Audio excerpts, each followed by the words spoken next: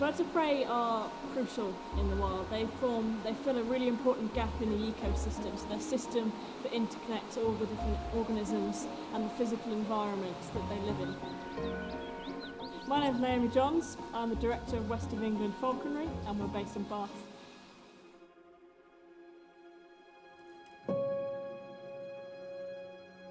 I think they're an incredibly intelligent, amazing species for sure, and I think all falconers share the same passion, the same fascination for hawks that you can't really quite put into words, but it's just the feeling of every day I come into work and I get the opportunity and the privilege to work alongside these amazing birds. I'm just blown away and in awe every single day.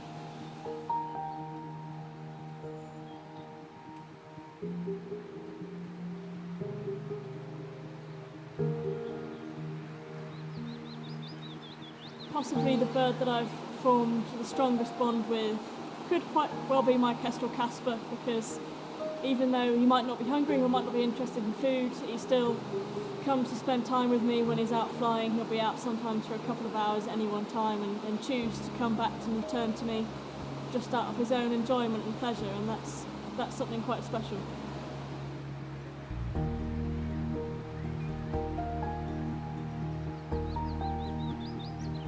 I absolutely love working with the rehabilitation, and anything I can do that's really making a difference in terms of raising awareness with the public, making a difference for wild species, and of course the relationship that I have with our own hawks and watching them perform and being a part of their life is really special. Okay, so there's kind of two sides to what we do in terms of rescuing, I suppose. We have our rehabilitation programme, which we run all year round, and we see usually around 50 to 60 wild birds a year that come in either injured or ill, and we treat them accordingly. And also we deal with a lot of cases from captive owners where the birds are unwanted or they're in need of new homes. So there's both sides of that story, I suppose. With the rehabilitation birds, the first thing I do is give them a full physical assessment in our dedicated hospital area, and then our vet will do another examination as well. And then alongside our vet, we go through a process of decision making for what's the best ethical and sustainable options for that individual case.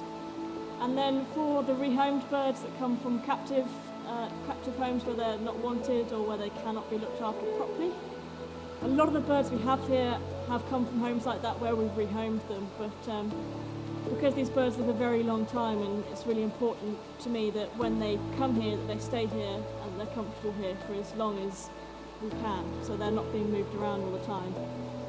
We're not able to take a lot of these cases that do come through, so a lot of it is about trying to source a home elsewhere that is sustainable, that is trustworthy, to stop any more mistreatment or neglect for the individual.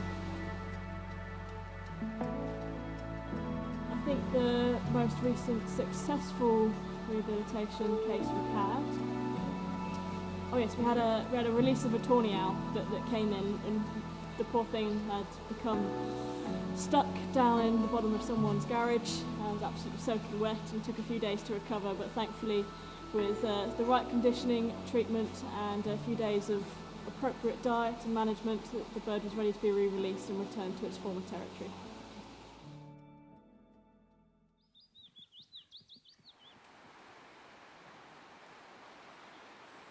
So birds of prey are what we often call, several species, are what we often call a keystone species. So without a bird of prey in the ecosystem, the levels and the population numbers of all the different organisms in the environment are affected in a big way.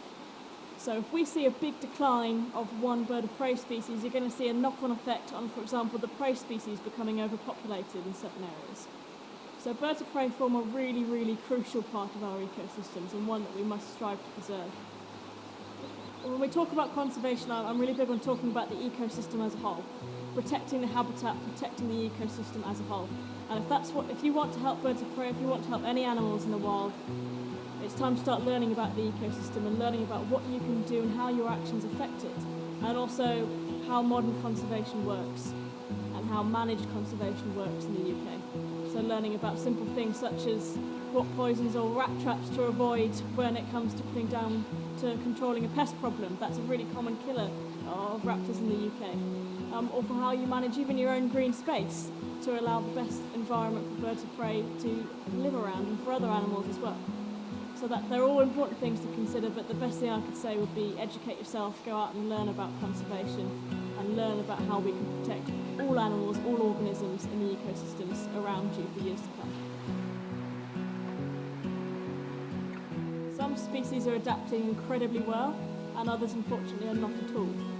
For example, the peregrine falcon, which you don't have to look too far back into our history to see where they were almost on the brink of becoming critically endangered, to now every city almost in the UK has got nesting peregrines. And we have in Bath, for example, there is in Bristol.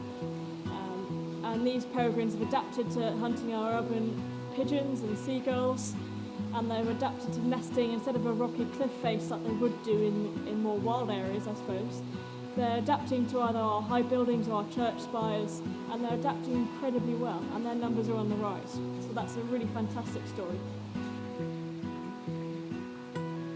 There's a lot of things that we need to navigate to create a safe future for wild birds of prey, and every single morning when I get out of bed, the only thing that I'm thinking about is creating the best sustainable future I can for birds of prey in the wild.